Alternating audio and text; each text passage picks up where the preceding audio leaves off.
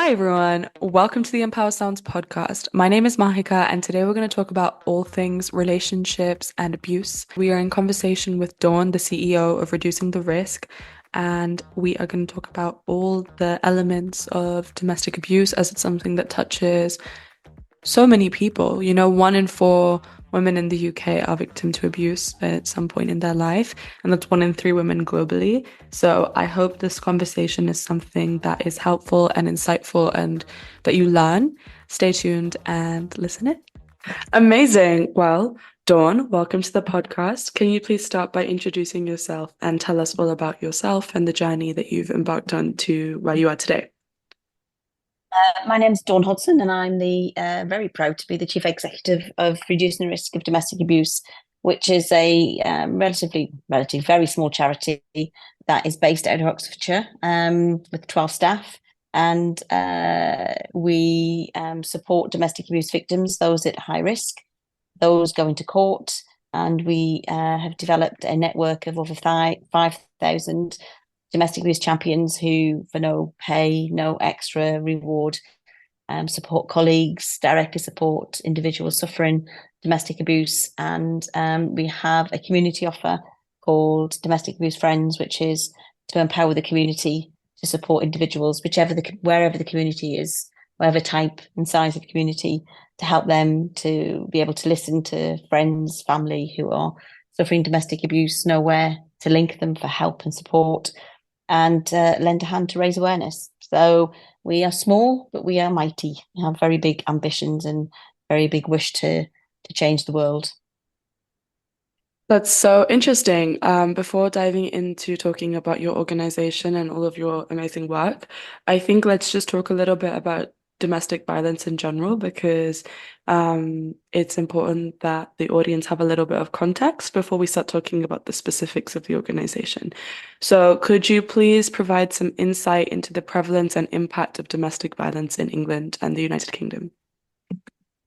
Yeah, so domestic abuse, because it's much wider than violence, domestic abuse is really much more prevalent than anybody ever thinks. It's 1 in 4 women in their lives will be subject to domestic abuse. It's 1 in 4. It's a huge number. So if you've got 3 mates, one of you is likely to suffer it at some point in their lives. And 1 in 23 adults in the last 12 months have been subject to domestic abuse. 2 women a week sadly die at the hands of a current or former partner. And suicide among those suffering domestic abuse, the numbers are unknown, but we think it's even bigger than 2 a week. I certainly know from the number of serious case reviews that are done where domestic homicide reviews that are done where somebody's committed suicide, they're much bigger than where they've been killed by a current or former partner. So it's a very complex issue. It's much bigger than anybody ever imagines. And as soon as you indicate that you know a little bit about what it is, people will come and talk to you. The impact is from conception through to death. So, from birth to 90-year-olds. When somebody's pregnant, the impact on the developing baby is huge. The level of toxic trauma that unborn infant can experience can have lifelong impact if they don't have responsive, safe carers when they're born. They can then go on to have mental health issues when they're children. They can be involved in other ways of managing their trauma, which can be quite negative. They can use drugs. They can have mental health issues. And as they get older, they may get into more dysfunctional relationships, and they end up with using drink and alcohol and drugs to kind of mitigate the pain that they've experienced. So I always think if we get rid of domestic abuse, we get rid of a lot of the world's problems because it underpins so much that as a society we're dealing with every day. So the impact is huge. So it's something that I think we're only starting to understand what the impact is. Thank you for sharing that. I had no idea. 1 in 4.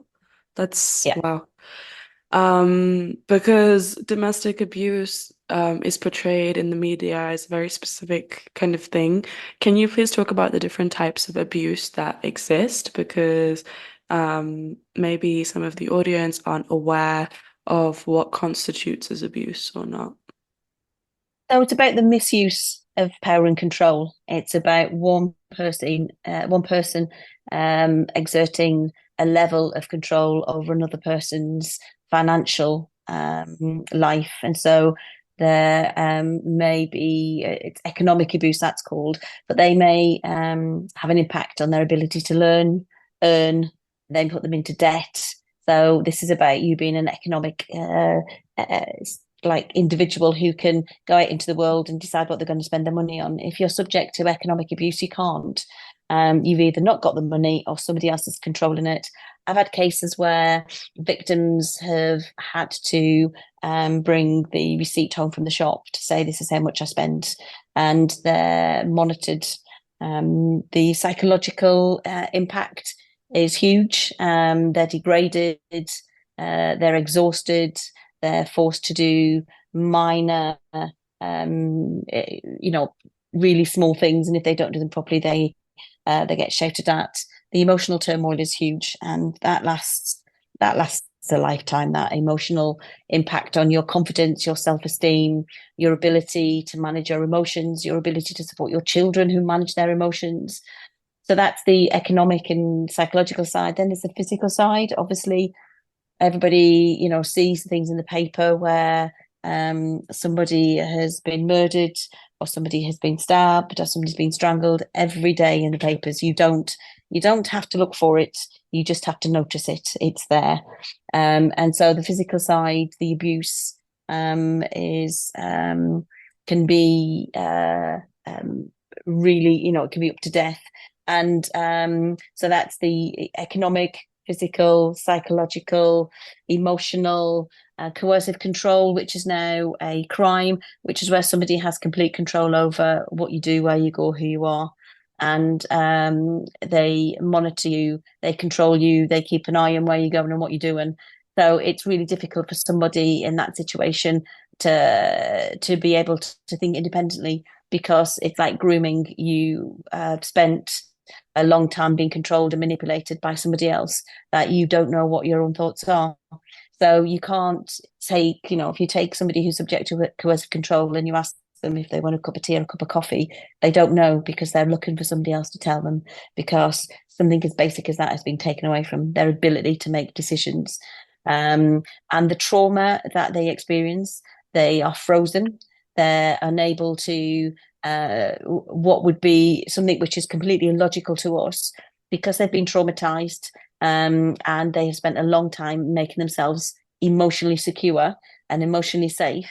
When you look at them from the outside, you would go, why did they do that? That's clearly not the right course of action. But actually, they're doing it because they know that's kept them safe in the past. And so it just affects the whole of an individual's life and a whole of an individual's world. When you're monitored, you're watched, you're tracked. And the tech these days, the fact that you can put something on your phone, you don't even know it's there, that somebody can monitor every email, every call, everywhere you go.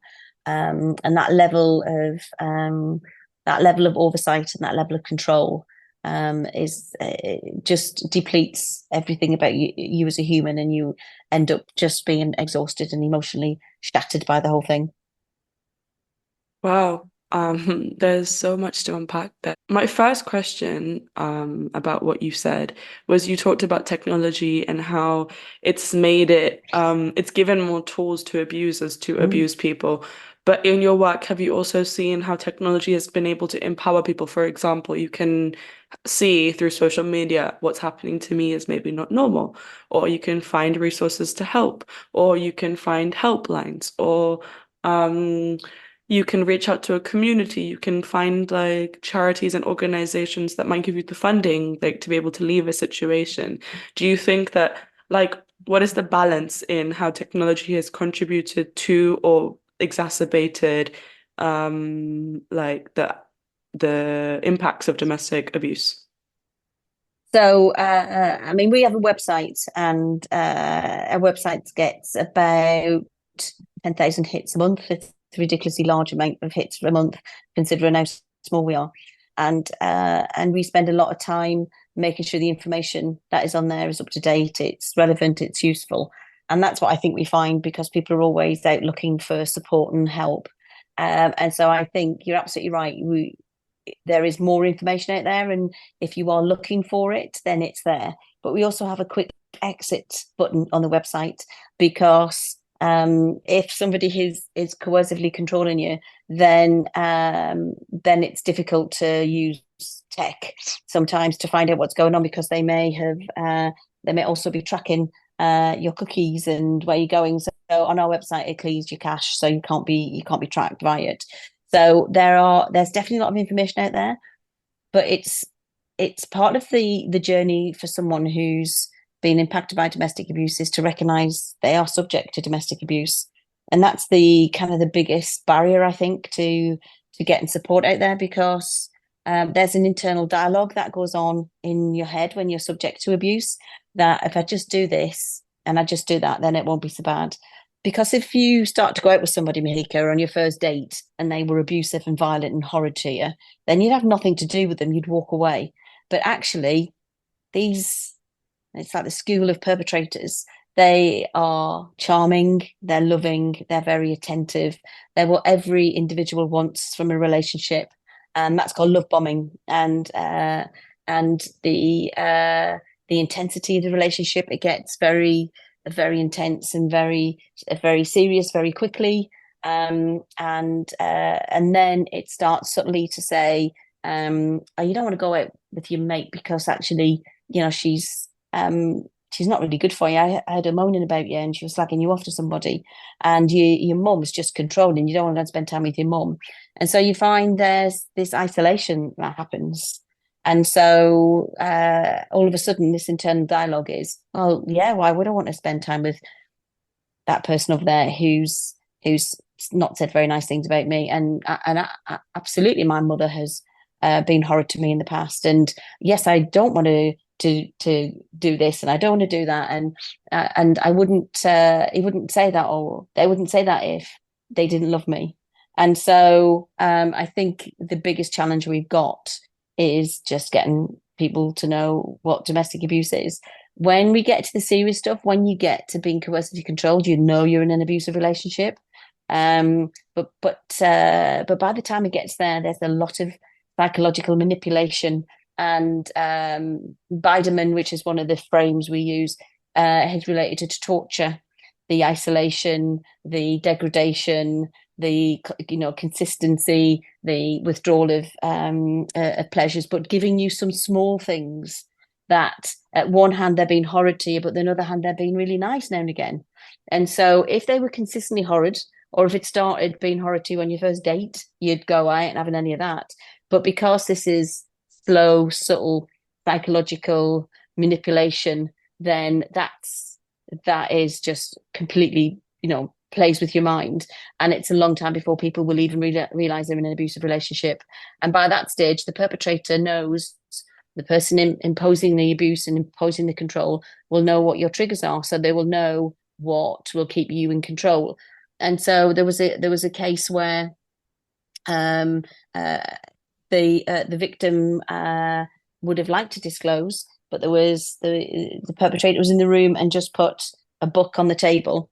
And by the way this individual put the book on the table, she knew she was for it, and so just kept her mouth shut. She'd already said too much, even though she hadn't said anything, but the control was there. So you don't have to break out with control if the control is already there. And so that's why leaving a relationship where there's abuse is the most dangerous time, because that's when the abuser has lost all the control and they will do anything to get it back. So I think you're right. I think social media is really good. We post on social media all the time to raise awareness. I think access to information is really good, and it's wonderful that a lot of people have got information out there, so information is much more accessible. But the first thing is you only can go looking for information if you know you need the information. If you don't know you're subject to something, you won't go looking for it. But once you do recognize that this might be an abusive relationship, then you're absolutely right. It's great that there's information out there. That's fascinating. I want to unpack so many things that you said. My first question for you is, what are some red flags that people can look out for at the starting stages, for things that could be signals of potential abuse? Because you said, like, when you go on a date with someone, it's a first date, like they don't act like an abuser from day dot because you would Yeah. never let them into your life. So, what is something like some telltale signs that something is going to go in probably a negative way for someone, so that they might be able to get out while they still have more, while they're not in too deep? Yeah, I mean it's interesting because I've just got on my desk here the Journal of Gender-Based Violence and in there is an article, a research article on the role of socialization of women in recognizing and responding to the earliest warning signs of intimate partner violence. And bizarrely, I've not seen many articles like this. And so, which says, what is it at the beginning of a relationship that you need to be mindful of? And it's that love bombing, that very intense relationship, getting very serious very quick. And it's the idea that you change the way you think to make somebody else happy so they don't get upset and they don't get concerned. And so they're the two big red flags. Um if somebody is very intense, to get very serious very quickly, and they're showering you with great praise and lots of presents, and if they have money, buying you loads of things, and they start to suddenly want you to be different and want you to do things differently and not knock around with this person and not spend time with this person, then I think that's important, and to be mindful of the internal dialogue that goes on in your head, that you start to change the way you think. That's the first thing that starts to happen, and you don't feel as though you can say no, because if you say I don't really want to do that, then they get annoyed or upset and going, I'm only doing it because. And so I kind of think of them as pink flags rather than red flags, because red flags to me, I don't want to worry somebody that if you have these, they're all going to lead to an abusive relationship. But it's pink flags because I think you need to be mindful of them, because we've all been in relationships which have been really loving and really caring, and we want to do things for the person. So we could potentially put that down to every relationship, but you just need to be mindful of how much you're changing what you do and who you are for this other person, that you could become unrecognizable. So I was speaking to the team this week to say we need to turn this article into some posts for social media about saying these are the things you need to be mindful of, because of exactly what you said. By the time somebody's starting to physically abuse you and sexually abuse you and financially abuse you and economically deprive you and abuse you, that's that can be somewhere down the line.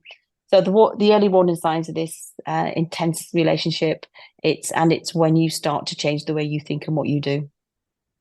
Thank you for sharing that. That's really powerful. I want to ask you also, because you were talking about how domestic abuse impacts an individual from birth to death. I want to talk about generational trauma and how some of Yep. your unconscious attraction is kind of subconsciously wired into you from behavior you might have learnt. For example, if you saw something at home as a child, but you were never directly abused, you might be susceptible to being abused in your future because you think certain behaviors are normalized and you have a specific understanding of what love and what Yeah. relationships are meant to be. How First, I want to ask you, how can individuals break out of this cycle? And then I want to ask if there's any parents listening that might have been in an abusive relationship or might be having these pink flags, how they can do the work to not let this affect their child. So we work obviously with a lot of people who might be defined as victims, and we try not use victims. We use clients, because victim puts a certain kind of stigma against somebody. So our clients would be currently subject to domestic abuse, but also we have a lot of people we work with who have out of that cycle now, have got really fulfilling lives, and all of them will tell you it's not easy. And all of them will tell you it's a journey they've been on. But it's about breaking away physically and psychologically from the situation, and then there is a path to recovery. And so, our work is supporting people as they do that first part of that journey to break away. And we run a therapeutic recovery program as well to help them understand what happened to them, so that you're not left with this feeling of uncertainty, because you've got away physically and emotionally, but you haven't processed it. And so the trauma is around something that's overwhelming to your system, and you can't make sense of it. And what the therapeutic recovery work does, it helps you make sense of that. And there's other programs that we want to run in the future, which is around looking forward to the future and the practical aspects of things. But it's a really interesting question, because we, in our feedback from our clients, get 98% of our clients said they feel safer. 98% said they understand what domestic abuse is. Really high kind of numbers of people, until you get to the bit about hope for the future. And so that's only about 30%. And so that's the journey we're on at the minute, to turn our clients into thrivers. And we've got lots of people we've worked with, and lots of people who kept in contact with us and who work with us, who come back and talk at events for us, who 12 years ago was subject to domestic abuse, high risk domestic abuse, and we supported. And they're now one of our domestic abuse champions, and they'll turn up at the drop of a hat to speak to anybody that we'd like them to meet. So I think you're right in focusing on the hope, because we have to have hope. And there's a lot of people out there who've been subject to it, but they have gone through that journey, and they are now happier, healthier, productive individuals in society. And one individual who we worked with 13 years ago, when she came to us, she had lots of issues, mental health issues, suicidal ideation. Children were subject to local authority intervention. And she's now a senior manager in an organisation. She runs a team of 20, and she's the most inspirational person that I've ever met. And she stands up and she talks about her journey, and she says, it's difficult for me to talk about it. It's difficult for me to look back and to see what happened, but I'm proud of what I've achieved. And in relation to children, before I came back to reducing the risk, I worked in a children's charity, and obviously working with children's a real passion for me, because I spent 15 years doing it. And what we know is the earlier you can get in, the better and easier it is. And so I don't know if you're aware, but when you're pregnant, a midwife will ask you if you feel safe at home, and that's an opportunity for you to reach out for help. It's not easy to do, but that's a great opportunity for it to be recognised that there is an issue here that you might need help with. And if when the baby's born, you're still in the abusive relationship, it's much harder for you to parent, and it's much harder for you to give consistent care. But individuals do put the needs of their children first. They do have children who are traveling on their own journey, the expected milestones that they should be reaching. So the level, the intensity, the type of the abuse, all has an impact on the child. But what we do know is, certainly in the first 2 years, if you have consistent, regular parenting, which is responding to the needs of the developing baby, then actually that mitigates all of the kind of the issues. And there's lots of really great work going on now. And so there's things called infant mental health teams. That sounds really weird. The first time I heard what an infant mental health team was, And what they're really talking about is it's a parent infant relationship team. I think they should be called, but that's about building that relationship with that baby from birth to two, so that you can mitigate anything that's happened in the womb, or if you're having difficulty attaching to the baby. Because if we get it right when they're two, you get it right when they're 14. But we've all got the opportunity to learn and develop, and we've all got the opportunity um, uh, to kind of respond to in a positive way to anything that's kind of happened to us. And even when you're teenagers, that's the second time your brain's plastic, which means that it's adaptable, it's amenable to change, and amenable to input. And so we just need to recognize that what we're experiencing and what we're seeing in some teenagers' behavior isn't about the fact they're just teenagers. It's about they've got their own traumas that we need to help them with, and they need to be understood and supported. So it's there's lots of hope. There's lots of great work going on at the minute, but we just need to recognise that what these children are experiencing and suffering from is the uh, is the impact of the domestic abuse they may have suffered previously. Thank you so much for sharing that. That's very inspiring. And I think it's really interesting advice for individuals, for parents, for people who are trying to break these cycles as well. When we were talking earlier, you were also talking about the idea of how to like spot something like early on in a relationship, or like you wouldn't. Um, but I want to ask you also about the cultural element, because intersectionality and cultural divergence is a huge part of domestic abuse and domestic violence. There's no one specific uh cultural norm of how relationships are meant to be handled. There's not one consensus about like whether relationships are allowed to be broken. In some cultures, relation like a marriage is for life, and you go through all the challenges regardless of whether challenges might consist of abuse. In some cultures, you might not even be able to choose your spouse in the first place or your partner. So how have you found navigating those cultural differences in your organization and your work, and making sure that whilst respecting cultural attitudes, you're helping these victims or clients, like you said, um, like access the support that they need and understand that they're worthy of accessing that support? Yeah, that's really interesting. We have our diversity lead who's inspiring, amazingly inspiring, and she has taught me so much. And the conversations we have over a cup of tea in the office always lead to something amazing and something which I'd never thought about. And one of the big things she's taught me is to it's how we do refer to these communities as minoritized communities, and the collective community as opposed to an individual community.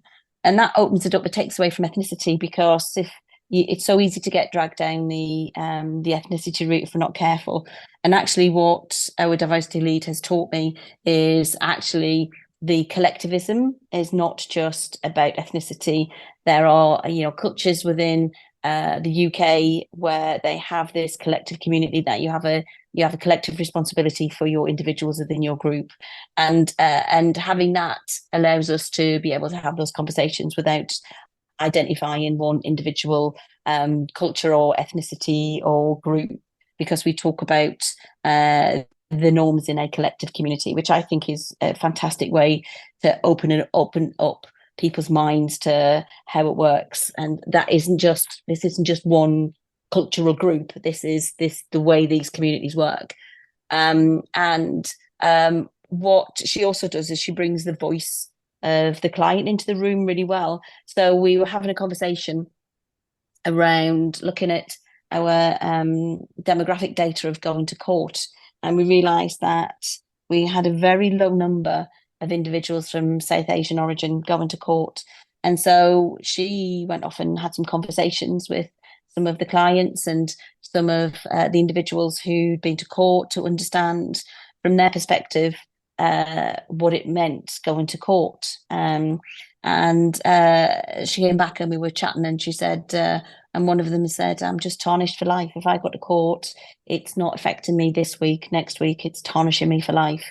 And so she's put together a video called Tarnished for Life, which is about the impact of going to court and what that means for that particular kind of cultural group. And she has put together a kind of a capacity to change wheel to say these are the stages that this particular individual cultural group may go through before they're thinking about leaving. But also, you were talking earlier about older victims and the intersectionality. So, as I said, I'm from Oxfordshire. My accent's from the northeast. It's all very confusing. But anyway, I'm living in Oxfordshire at the minute, and we're 44% rural. And there's very patriarchal attitudes in rural communities. The research tells us that individuals will stay 25% longer in a rural community in a domestic abuse situation. It's harder to leave. There's animal coercive animal control, so they'll stop you taking your horse, or they won't let you take your animals. And so there's a whole intersectionality in rural communities for older victims. We noticed this from our data, which was our older client group had gone up from 2% of the work that we were doing to 10%. And we wanted to know why. And we started to look into this, and we realized actually nobody was looking at the older victims in rural communities. And so that intersectionality of living in a rural area, being old, and being subject to domestic abuse, there was nothing written about it, but they were subject, as you quite rightly say, to some cultural norms in that rural communities. And so I think what I've learnt is that there's nobody's an homogenous group, as you quite rightly say, and so we need to be mindful of each individual groups, the way they interact and their dynamics, and are they a collective group, are they not? And you would go, oh, people living in villages, they don't have they're not like a group which is, the honour is based on one individual or sits on the shoulders of the women in the group, or but actually in a small village, if something happens, everybody knows. And so it's not as though you're going to be held to account by your cousins, your mother, your father. Actually, it's the little Twitter sphere, it's the twitching of the curtains, it's the things that might be said in rural villages. And so I think, we all need to be mindful of all of the individuals we work with and their own individual intersectionality. And when we talk about intersectionality, some people think, oh, this is about this cultural group here or this group there. And actually, I think working with an inspiring team that we've got at Reducing the Risk every day, we learn something new. And, Anna, our performance and quality person at the minute, is doing some amazing national research on the LGBTQ plus community. And that has taught me that we don't look like an organisation where individuals from that community would come for help. And so how do we change that narrative? How do we make ourselves approachable? And how do we it's not just about raising awareness for women in our community. We need to raise awareness for everybody who's subject to domestic abuse. And so I think that's what our diversity lead and what as our quality leaders done together is just raise our game in relation to these areas and give us a narrative and a way of speaking about things which are informed from their own personal passion and lived experience, but also from the people they've spoken to. Wow. That's again so empowering and inspiring. And you're so right. That's why I was very careful when we were asking previous questions not to say anything about women, because you're so right. Like, although women are statistically the majority of the victims of domestic abuse, like they're not like the entirety. You have intersectionality, you have people from the LGBTQ plus community, but also men can be victims of domestic Yeah. abuse as well. And although it's it's what's it called? A consequence of our patriarchy and the systems we live in, it doesn't mean that like we've been talking about, domestic violence doesn't, or domestic abuse doesn't have one way of manifesting. It's a spectrum, and it's Yeah. a diverse spectrum of different types of experiences that can impact different individuals. I found your tarnished for life idea really fascinating because not only is it something that you can feel by your community that your community is punishing you for life, but also your self-perception. I Mm. think sometimes being labeled as a victim more than what will people say, which is secondary. Sometimes people are hesitant because being a victim is so in unalignment with their sense of self and their sense of story of what they're going through that maybe they don't feel the what's it called? The necessity, the need, the courage to ask for help because they feel like in asking for help and in acknowledging that they might need support, they are addressing the fact that they are a victim. So, what Mm. can people do to overcome this stigma and shame of being a victim and understand that it's not their fault, but it is their responsibility? Yeah, there's a in our training, there's a cycle we kind of explain to our champions, and the and when I was first taught this cycle, it really helped me to understand where the individual clients were, where those who were living with domestic abuse were in their journey, but also how to speak and how to talk to somebody. Because if you've got a friend who's subject to some element of misuse of abuse or coercive control, and you tell them to leave and they're not in that space, then they will never talk to you again, or it'll take you ages to talk to you again, and you'll push them back in to that. And so I think part of it is being able to speak to somebody in a non-judgmental way. And so what individuals subject to domestic abuse will do, they will minimize it because that allows them to feel as though they have some element of control. And so if you're minimizing things to say it's not that bad, and if I got tea ready on time, then X, Y, and Z wouldn't have kind of lost the plot and I wouldn't have been angry, then you feel like you have some element of control. Once you go into recognizing that actually this is an abusive situation, that's terrifying because you have taken all element of safety away from your kind of your internal world is very unstable and unsafe. And we all aim for homeostasis. We all want to feel safe internally. And so you either meet somebody who will help you move to the next stage, or quite rightly, you'll go back to minimizing. And domestic abuse victims who were subject to victimization, they're missed in an abusive relationship up to 7 years, and they may try to leave numerous times, and they may go back numerous times, and that's okay, as long as they're safe. But it's really difficult for someone who's a friend or a neighbor or a family member watching somebody from the outside. And why do they keep going back? I just don't understand why they keep going back. And that's to do with what we talked about in the beginning, all about that the love bombing and the coercion. So I think it's to recognize that, to give yourself some space. You were on a journey. I remember speaking to somebody on the helpline once. I worked for the police, and I was on the helpline there, and saying to them, "You're not ready to leave at the minute. You don't. I'm not going to force you to do anything. This is in your gift. This is at your time. But I just want you to know there is help and advice there for you." And 3 days later, she rang back, and she didn't have to say her name again. She just said, "I'm ready. What do I need to do?" And so there is a responsibility to us all to not try and force somebody down a route that they don't want to go down because they're not ready yet, but to be there and willing and able when they are ready, and to be educated to know what to do and how to support them, and what to say and not what to say.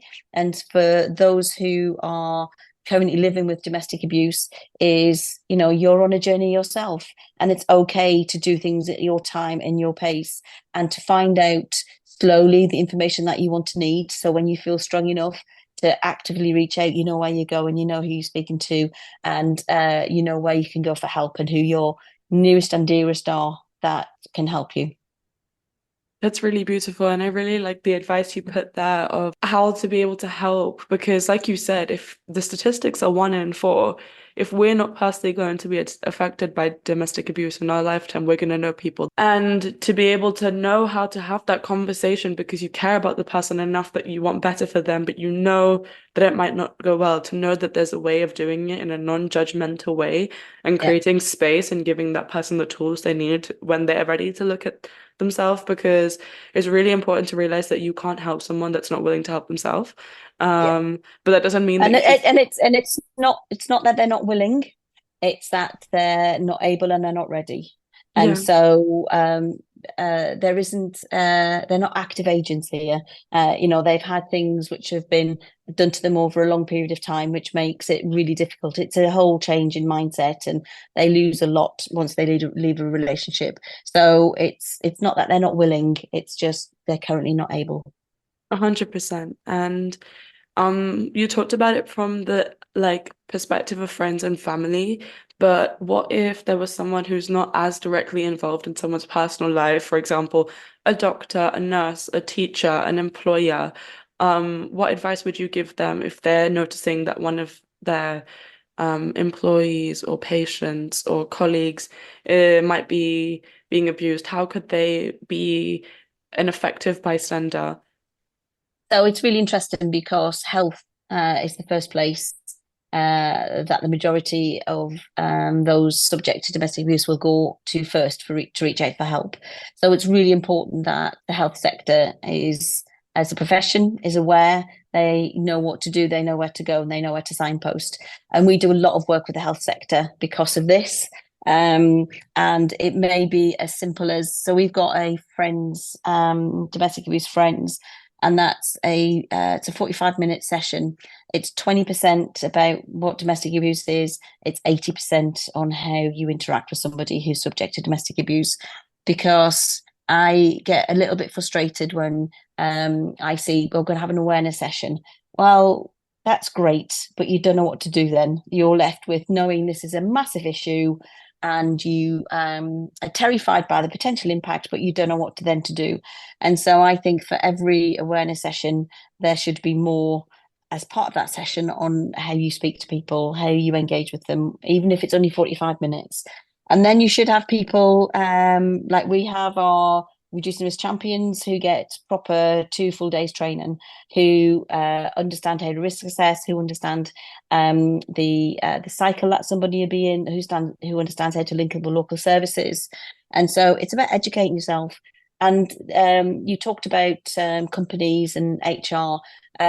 The Domestic Abuse Act, the first time we had a Domestic Abuse Act in 2021, and the statutory guidance that goes along says that every employer, that's not just the big ones, every employer has a responsibility to take domestic abuse into account in their policies and procedures. And people think, oh, it's a well-being issue. It's not. People die. It's a health and safety issue.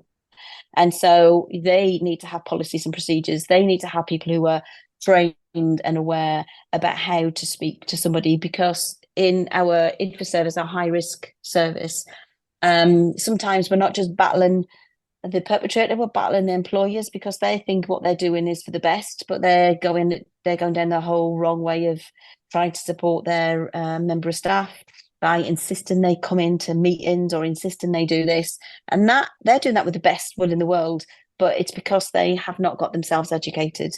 If you've got a number of staff, if you've got 10 staff, you're going to have somebody who's subject to domestic abuse. If not now, currently, previously they will have been subject. So, and somebody who's working and subject to domestic abuse will lose 3 days a month. So it impacts on your productivity. They're less effective at work, so it impacts on your ability to be at work. And there's a financial element as well. So I think if anybody's listening to this podcast who employs people and they haven't got a domestic abuse policy, and they haven't got a somebody who's got some training in the HR team at least, then they have a responsibility and a legal requirement to do something about that. Thank you. I didn't know that. And it's amazing that we have the legal protection now in the workplace. It's a shame that it took till 2021, but it's really, really, really important. And thank you for sharing that because I'm sure there will be employers listening, and it's something that's crucial. It doesn't have to be onerous. We're not saying that you have to go out and train the whole of your workforce, but you need to take it into account. 100%.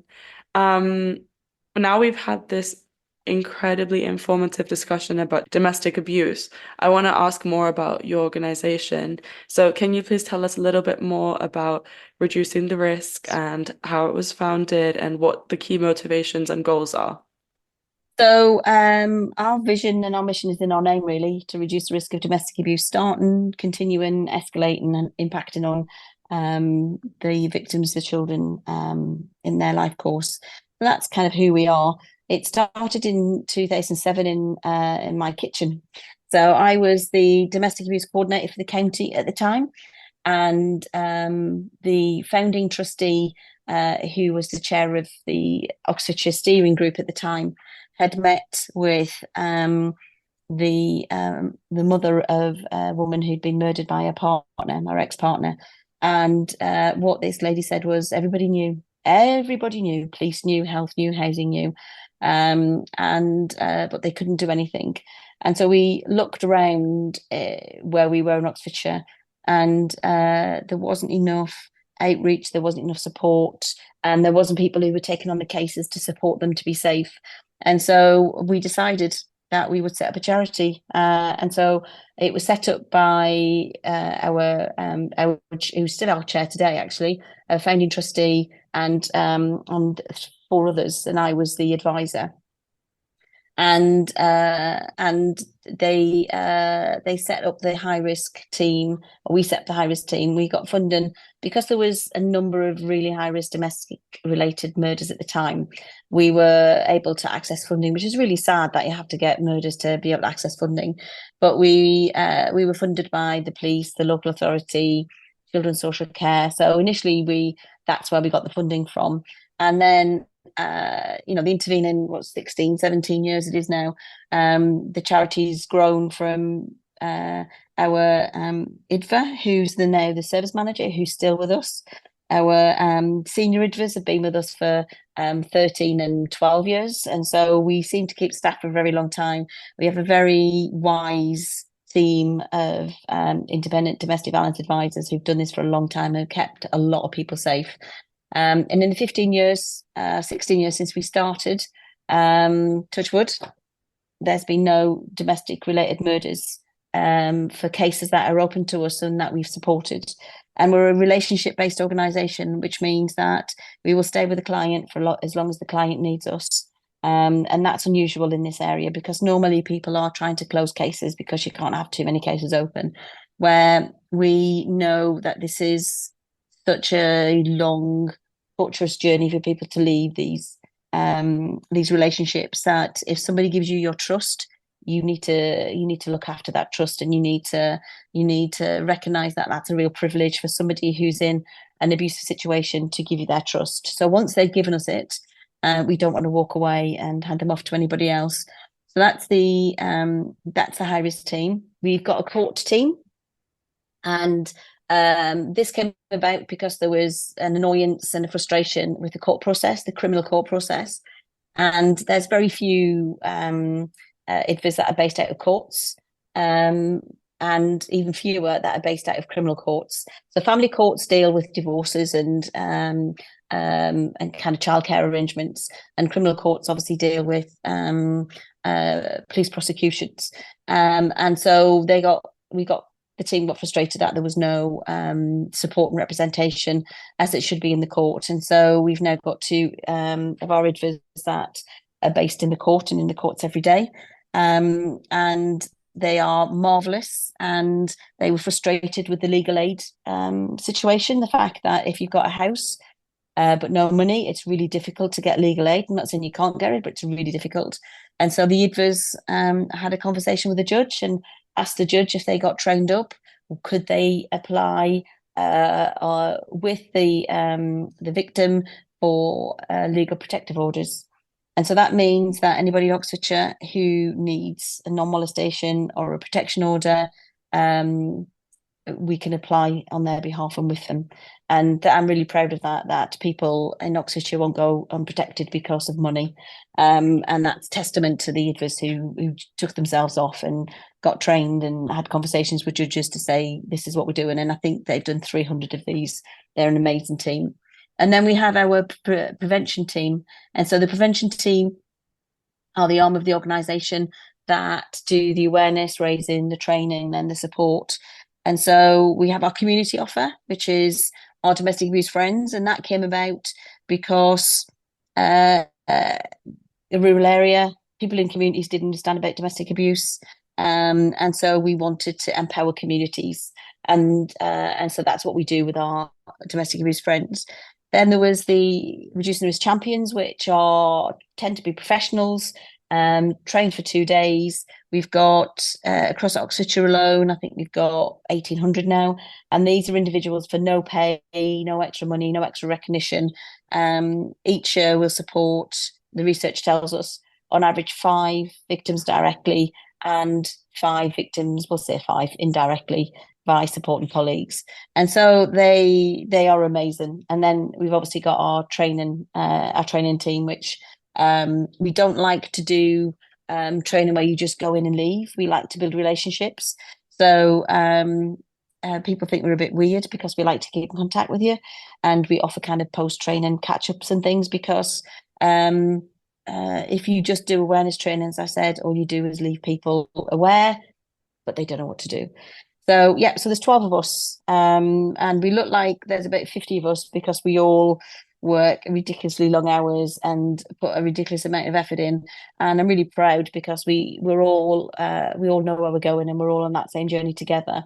And just that momentum of 12 people all heading in the same direction is really empowering. And our sickness is really low. In fact, you have to tell people to go off to sick. One of the girls broke her nose this week, and I had to tell her not to come into work because I said, I think you should be done. You've got a broken nose. So, yeah, so they're an amazing group of individuals that I'm really proud to work with. Wow. I can't stop smiling while you were explaining about your organization. I think it's incredible what you've created, and it's amazing from like the court side to the prevention side to everything. And I think it's really, really, really important what you said about staying with your clients for as long as they need, because I think it addresses that like domestic abuse probably has really long-term impacts psychologically, um, financially, socially. You might lose all of your friend group, you might lose Yeah. your family. So can you just tell us a little bit more about like the long-term impacts that you've witnessed working with your clients and what people can do to kind of mitigate and like manage the consequences of the long-term impacts of domestic abuse? Yeah, I think it has a real impact on your sense of self, your self-esteem, your confidence, your self-efficacy, your ability not to just to say no to things, and so I think part of recovering from that and is about recognizing that that's probably a long-term impact of it, and that this is, why you feel lack of self-confidence, why you don't feel you're able to speak up for yourself. And now we recognise, as I said earlier, there's some recovery that work that needs to take place. And part of that is around educating yourself. Part of that is around, if you are suffering from anxiety, depression, is understanding how to manage those points when you are feeling lonely, you are feeling a bit dysregulated. So teaching yourself around and mindfulness or deep breathing, other things that can help you calm you in the moment, but also in the longer term, educate yourself. So any recovery program has got a number of elements. One is psychoeducational, one is understanding what has happened and why it's happened, and that's really important. The second one is always being able to manage the moment. So if there's something that happens in that moment which might trigger you, which might cause you some anxiety, which might cause you some worry, then you know how to manage that. And so you've got those techniques, you've got those deep breathing exercises that you can rely on to know that will help you. And then there's looking forward and planning for the future, because I think that's really important that, to be mindful of the past, but it's always better to think about what you're going to achieve in the future. 100%. And speaking of the future, now we've spoken about all the amazing work that your organization has done in the past. What are your goals for reducing the risk for the future? And what are your hopes for the way that the movement around reducing domestic abuse is? So for reducing the risk going forward, I want to start to raise the profile of the impact on children, and I want to start to do some work in the organisation with some of the children. So we're an adult-facing service, so we tend to work with the adults. But I'm really mindful of the impact on babies and children and young people, and the fact that most of them don't get any recovery help. So they'll say, "Oh, they're fine because the parents have split up and the relationship's ended." But actually, what the research tells you is children, it's still alive for them. And so I want to be able to help the next generation. That's one of my passions, is to do something for the children and for the communities that we work in, because it's so prevalent that we're never going to solve it if all we ever do have specialist services. And I do worry that there isn't enough of population-based interventions. And so our domestic abuse friends, which we only started a year ago, is going great guns. People are really engaging with the idea of the sessions being, 20% information and 80% is how you manage it. And so I want to uplift the workforce. I want to uplift the communities, so that if somebody, wherever they are, indicates that they're subject to some form of misuse of abuse and control, that the person will recognise it and be able to intervene in a non-judgmental, supportive way. And I want to get that into all types of communities. I want to get it into businesses. I want to get it into rural communities. I want to go into, collective communities. I want to go into the LGBTQ plus community. So, and so I think that idea of uplifting the whole of the workforce, it's massively ambitious for when there's 12 of you, but we've got a small project which is going to be starting in the next month in one of the areas in Oxfordshire. And so I want to use that as a test bed to see, as a place-based approach, that can we do it in one small place? Can we uplift the communities and the people who work in the shops, the people who work in the cinema? Can we upskill them and give them the information they need to be able to raise awareness about it? For the national agenda, I think there's a few things. It's wonderful we have a domestic abuse commissioner now, who's driving forward the agenda, who's the voice at the centre that people are listening to, which is wonderful, because that's new. And what I want is the continuation of the financial support for the services, because 26% of services, I think it was, last year saw a cut in funding, and so that's really sad. I think I also want to kind of recognise the work of the non-specialist services as well, and so just recognising how you can get on a population, how can you get a population impact, because it's a population issue. Wow, those are incredible goals to have. And this conversation has been so incredibly informative and inspiring. And I really, really hope that the messages will be translated to the audience, and that anyone who's listening that might have any pink flags doesn't feel the shame or the fear and is able to reach out. I'm going to link all of the resources for your organization in the description, but do you have any other places or helplines or websites that people can use if they live outside Oxfordshire but they want support? Yeah, we've got all the national helplines are on our website as well. So because we get a lot of outside Oxfordshire, but there is a national helpline as well, and there's Women's Aid and there's Refuge. They've all got information on their websites as well, but I think we've got all those links on our website. Amazing. Well, before we conclude, my last question I always ask each person that I interview is about gratitude, because I think it's really important to finish these kind of conversations with gratitude for how far we've come and the journey we're on. So, what are you most grateful for today? Today, I'm grateful for a supportive family, a supportive organisation, and supportive team, so that together we can achieve the aims that we want. Amazing. Well, thank you so much for your time. This has been extremely informative, inspiring, educational, and interesting. You truly are an empowering woman. Thank you very much. It's a delight to meet you, and you too. Thank you for listening to this episode of the podcast. I hope that it, despite being quite a heavy topic, left you with tools that are empowering to either navigate your personal challenges or to support someone that you know, or just to know in general, because it's something that touches a lot of people's lives. And I hope this conversation resonated. Leave a comment down below because you can do that now on Spotify, which is really cool. And let me know what you think on the podcast Instagram at Empower Sounds. I will see you next week for another cool conversation. Bye bye.